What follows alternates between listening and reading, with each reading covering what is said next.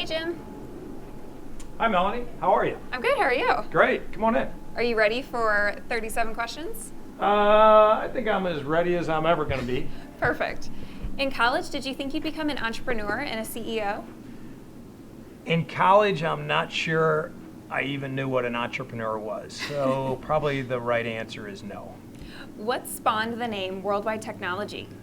I would say blind ambition and a bit of naivete. From the very beginning, you've been focused on building and maintaining our company culture. Where does that passion come from? I would say our overall culture is built on our values, and I believe, from my perspective, where it came from my parents and the way that they taught me to behave growing up. Just certain values in regards to honesty, integrity, teamwork, being loyal to your friends, treating people with respect. All of those things are, from my perspective, somewhat second nature and just the way that you should behave, and especially as a leader, that's how you should behave and treat people. So I would say that came from just the way I was brought up, and thanks to my parents. As our organization continues to grow, how do you keep innovation at the forefront? Yes, great question. We've had a lot of focus on innovation over the years, and to keep innovation in the forefront of Worldwide, it's something that I think needs to be very authentic and it needs to be very real. And so to get our employees to really embrace it and support it, and that's what I think is happening here. So to get where innovation is part of our culture and part of the DNA of our organization is what really makes innovation work on a very ongoing basis. So that's I think really not the trick, but the way to get it where it really makes an impact is build it into the culture of the organization. What's your spirit animal? I would have to go with wolf. I like the way kind of they act. They're very smart, but they're also hunters, and I look at it from just a growth perspective. You need to always be hunting for new ideas. You always need to be thriving to learn and to seek more things and to really be observant of what's going on around you. So I think a wolf brings a lot of those aspects. So I would say wolf. What was it like playing for the 1984 Olympic soccer team? Playing for the '84 Olympic soccer team was an absolute honor to play for your country and to play at the highest level at that point for the Olympic team, and to get to play at such a high level with all these great players throughout the United States was an incredible experience. But I would say equally as important and just impactful to me was the life experience, because I actually redshirted a year in college, and in that year playing with the Olympic team, I traveled to probably 30 different countries with the Olympic team and got to experience so many different things and culture, people that I would have never been able to experience. And I think it has really provided me a foundation to really build on what I'm doing today. So very, very blessed. Name a person who's had a tremendous impact on you as a leader. I would have to go back. The most significant impact, whether they realize it or not, would be my mother and my father. My mom and dad, I say just the way they brought me up and the way they taught me to behave and treat people with respect and really understand the importance of work ethic and leading by example. Those are things that I learned at an early age. I applied them to the way I played soccer and apply them in business. So I would credit my parents. What is one characteristic every leader should have?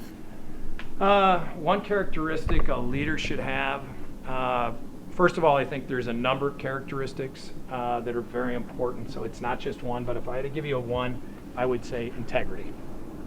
What's your favorite and least favorite food? My favorite and least favorite food, I would go with fish as the favorite, more like salmon, swordfish. And I would probably go with liver just because I just remember that growing up, that I didn't like it, and I'd prefer to stay away from it if possible. So those two. Why build a tech company in St. Louis? Why build a tech company in St. Louis? I wouldn't say there's no strategic reason. It was mainly because this is where I'm living. This is where I was born and raised, and went to college at St. Louis University, so it seemed to be the right place to do it. And I will have to say things have worked out okay so far. So, Facebook, Twitter, or Instagram? I would go with Twitter. Who should everyone be following? Oh, come on. It's got to be me. No, it's, I would say on a serious note, you want to follow different people or different events or things that are interesting to you. And I think there's a lot you can learn from Twitter, but I think there's also an overwhelming amount of information that can, that you can be inundated with. So I would just pick and choose what's important to you and what you enjoy. What app do you use the most? I would say Twitter and Audible. Can you show me the last picture you took on your phone? Let me see what that is, and then I'll let you know. I'm sure it's a good one. Yeah, well, okay. Yes, it is a good one. This was a picture that I just this weekend I was up visiting my son in college, and we were out with a couple of his friends, and we were watching actually a game, so soccer game up there. So it was, I think it was a good picture. Had a lot of fun with him. It was great being there. Nice.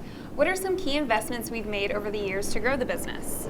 As you know, we've made a lot of key investments at Worldwide over the years, but if I had to name two strategic investments, one I would say is the ATC, which obviously is near and dear to my heart, and that has been one that we've made significant investments over the last 7 or 8 years, and I think it has paid off handsomely for us.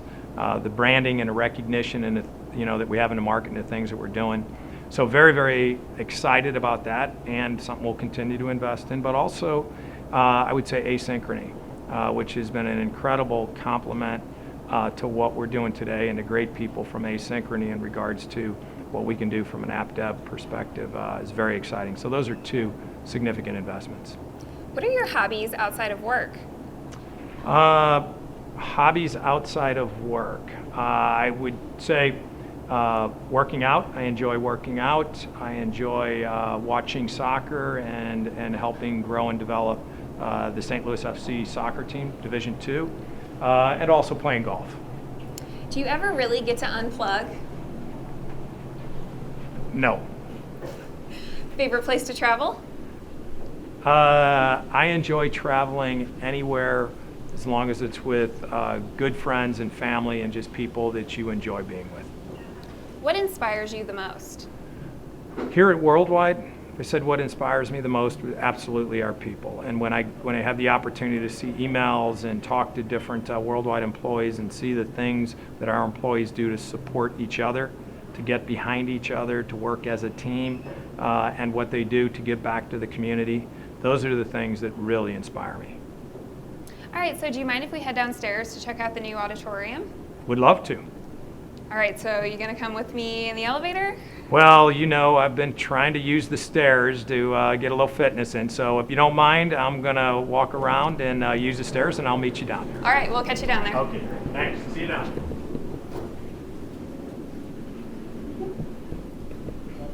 Quite impressive that. Hey, you got down here fast. Yes, thanks. So as CEO, you've done a lot in the name of charity. Would you rather shave your head or do the Ice Bucket Challenge again? I think I'd go with the Ice Bucket. DC or Marvel Comics? I would go with DC. Puppies or kittens? Definitely puppies. Do you have any phobias? The only phobia I have, Melanie, is a camera following me and asking me questions. I'm going to try not to take offense to that. I am just joking, obviously. What's the biggest disruptor you see in the market? Gotta say Worldwide. With all the things we're doing from an innovation perspective, we're going to disrupt and we're going to continue to do all kinds of creative things. But I would also say some other big disruptors. You're going to see companies like Amazon and Tesla out there. So it's an exciting space we're in. How many emails are in your inbox on a given day? At any given time, I'd say there's over 100. I try to keep prompt on that, and we'll try to make sure I clean it up every night as rigorously as possible. Describe our Advanced Technology Center in 3 words. Awesome ecosystem of innovation. I know that was 4 words too. Still works. Thank you. The ATC is a huge value add for our customers and partners. Where did the concept of a 24/7 lab environment come from? You know, that's something I think a number of us, when we were brainstorming and ideating over what exactly we wanted to create with the ATC ecosystem, that was part of it, was just creating this ecosystem that was accessible to anybody, anywhere, anytime around the world. So I think it was part of a collaborative team that came up with that. When you need advice, who do you ask? It depends what the advice is, but I would say it could be part of our executive management team, Tom, Joe, and different individuals internally. But it really depends on what I'm challenged with and what the opportunity is. So I could go to a number of different people. What CEOs do you look up to?